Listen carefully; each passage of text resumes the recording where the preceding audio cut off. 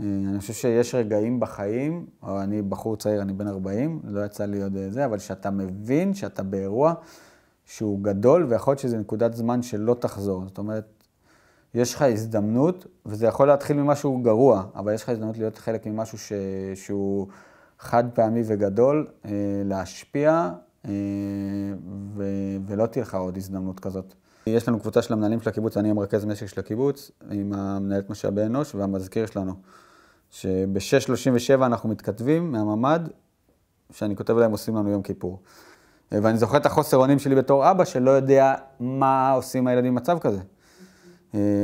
וזה אולי החלק הכי קשה שלי מהשלב הזה של החוסר אונים, כי אני לא אולפתי להיות עם הבנות בסיטואציה כזאת, אני אולפתי לקחת נשק ולצאת.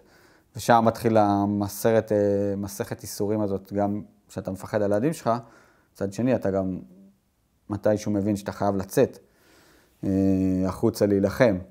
כי המצב, אני אחרי זה מתחילים לדבר, הבעל של השכנה בכיתת כהנות הוא יוצא, מבין שכיתת כהנות כאילו כבר היה איזה משהו, אני לא מחובר כאן, לא בקבוצת וואטסאפ, מצליח ליצור קשר עם אחד החברים שבאזור של הגבעה של השייח, והוא אומר לי, הוא מתחיל להגיד לי, תגיעו עכשיו, כמה שאתה אומר, אנחנו חייבים אנשים. אני אומר לו, תקשיב, אני לבד עם הבנות ואין לי נשק, אני לא יודע מה לעשות. אתה יודע, אם יש מישהו שיכול להחביר לי נשק, ממני יכול להשיג נשק.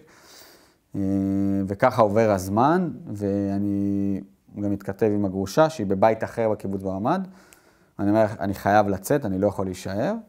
והיא אומרת לי, אין סיכוי, אתה לא יוצא, לא משנה מה, אתה לא יוצא, אתה נשאר עם הבנות. וזה החלק הכי קשה שלי של היום הזה, ממש, שאני לא יודע כאילו מה להחליט, ואני אוכל את עצמי שאני חייב לשמור על הבנות שלי, ואני מצד שני חייב להצטרף. לקחתי חולצה של הבת שלי, החדר של הממ"ד זה החדר שלה של הגדולה, חיפשתי את החולצה הכי גדולה, לבשתי חולצה שלה, אספתי נעלי ספורט, הם מה שהיה עליהם, ורצנו דרך הדשא ודרך השיחים לבית של השכנה. ולקחתי ממנה אקדח של יואב, שהוא יצא עם נשק, יש לו נשק ארוך בבית, בתור כיתת כהנות, והבנתי כבר שיש בעיית תחמושת, היה להם גם כדורים בבית, לקחתי כדורים של 5.56, שמתי בכיסים, והגעתי עם האקדח וזה, אמרו לי, תקשיב, זה שם למטה, אין לך מה לעשות פה עם אקדח וזה. אז רצתי מהשייח עוד פעם למטה לנשקייה, לקחתי נשק, וסט ותחמושת גם כאילו בווסט וגם בכיסים. בירידה מהשייח יש עמדה מבוטנת שהרב שץ עשה, לפני שנים. אני לא יודע אם אני רץ למטה, אבל היה לי עמדה ממש טובה. כאילו גם מבחינת, הייתי במקום שולט עדיין, בגלל שאנחנו הגבעה היחידה באזור, וגם הייתי הרבה יותר קדימה. אז יצא לי הרבה לראות מחבלים שמתארגנים, והם היו בשלב גם שהם מוציאים פצועים, וזה, אז יצא לי כאילו לראות הרבה מחבלים ולראות כאילו מה שזה, וגם הבנתי, בגלל שהגעתי לא בהתחלה, הבנתי שאנחנו חייבים עכשיו לשמור על אש, כי אם אנחנו לא שומרים על אש, אז חייבים לשמור אותם עם הראש למטה כל הזמן. אז יצא לי הרבה לראות שם, אז שם הייתי... זהו, עד שהגיע הצבא.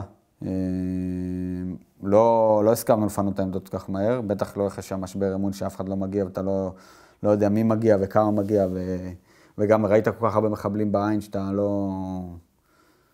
כאילו, כן, אתה לא משחרר כל כך מהר את זה. ואני זוכר גם את ההרגשה שבסוף אתה אומר, בוא, אף אחד כבר לא יגיע, כאילו, זה עליך. אז גם את זה אני זוכר.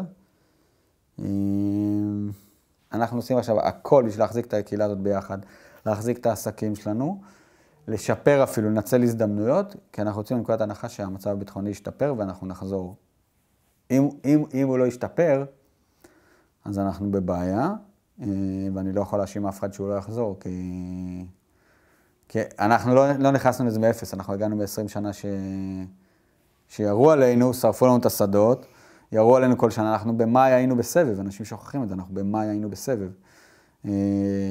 ומספרים לנו כל שנה שהם מוטטים את החמאס, ושאנחנו נותנים להם מכה אחת אפיים והכל. אז אנחנו לא נמהר להחזיר ילדים לפחות. לא נמהר להחזיר ילדים בלי שאנחנו יודעים שהמשוואה השתנתה.